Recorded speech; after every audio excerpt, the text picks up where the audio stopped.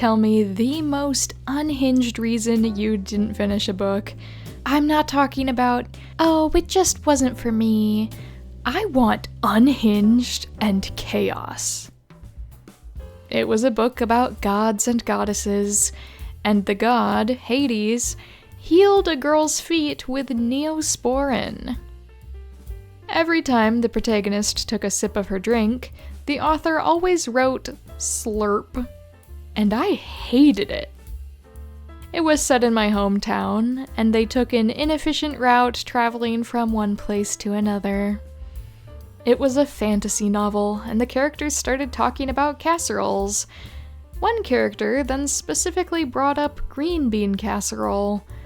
Fantasy and romantasy novels should not be reminiscing of things that bring to mind holidays in the Midwest. She kept repeating words 3 times. It all went dark, dark, dark. Everything is so loud, loud, loud. OMG, and I am so done with this book. I abandoned a book in chapter 4 because the main characters had smirked 42 times already. The female main character popped her hip out 76 times halfway through the book. Once I hit the rage stage, I have to let it go. Said about a female detective. She put on her blazer and then blow-dried her hair. No woman would ever do that. I looked up the author, male obviously, to see if he was married, divorced clearly, and then fell down a rabbit hole of researching the guy that made me hate him too much to finish the book. She washed her hair in the evening, then again first thing the next day, and she has super long ass hair. The main character wouldn't leave the house to do plot things without putting on eyeshadow and lipstick. A book described the air on a boat on Lake Michigan as salty. It's a lake. It's fresh water. There is no salt. I still get mad about it to this day. The main character was named Doug. No. He called his penis his sword of thunder. I quit when he said, "Does Bunny want to eat my carrot?" I stopped at the phrase, "rubbery blueberry nipples." The author couldn't find any other way to describe his eyes other than blue. I didn't like the feel of the paper the book was printed on. I could not get past the feel of the pages. Deckled edges. Burn them. I didn't like the smell of the pages. I don't know how to describe it, but some books have pages that smell vaguely like bologna, even when new in the store. They described the cat as looking like my cat, but then it was mean. It was a smut book. The female main character had my legal first name. Kinda uncomfy, but I figured I'd try and push through. The male main character was my dad's legal name. Dead stop when that became apparent. I started a book where the main character's dad was hard of hearing, so he talked loudly and all of his dialogue in the book was in capital letters.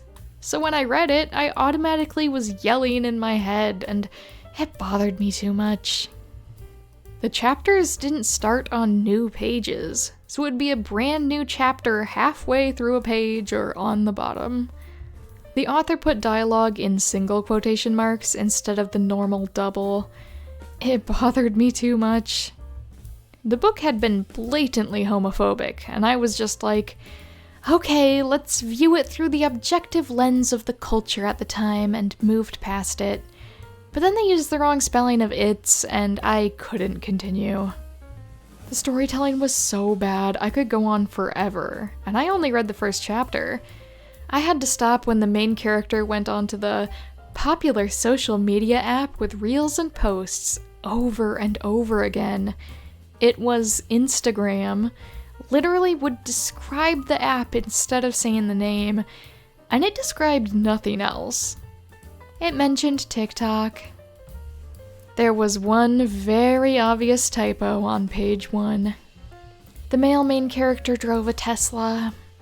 The female main character color-coordinated the male main character's schedule right after he told her he's colorblind. He thanked her for it and said it was perfect. My soul astrally projected out of my body when I read, "I'm not like the other girls," in A Court of Thorns and Roses. It was an audiobook. The narrator ended every bit of the female main character's dialogue with an upward inflection, like everything was a question. Couldn't get past a couple of chapters. I've not finished many audiobooks because the narrator put on that gruff Bobby Hill voice for all the male characters. The main character was a pirate, and then died and came back as some sort of aristocrat, I think. I don't know, I didn't finish it. Well, the reason I didn't finish it was because I was 10 chapters in, and she kept talking like the most Looney Tunes-ass pirate I've ever seen. Someone would be like, "Oh, are you okay? You were asleep for so long." And she was like, "Yar, I be fine, my lady, har har." I couldn't fucking take it. I hope she got better, but I wouldn't fucking know. There was a scene where all the women all got their periods, and they were so distraught about getting their periods that they needed the man of the restaurant to all take care of them.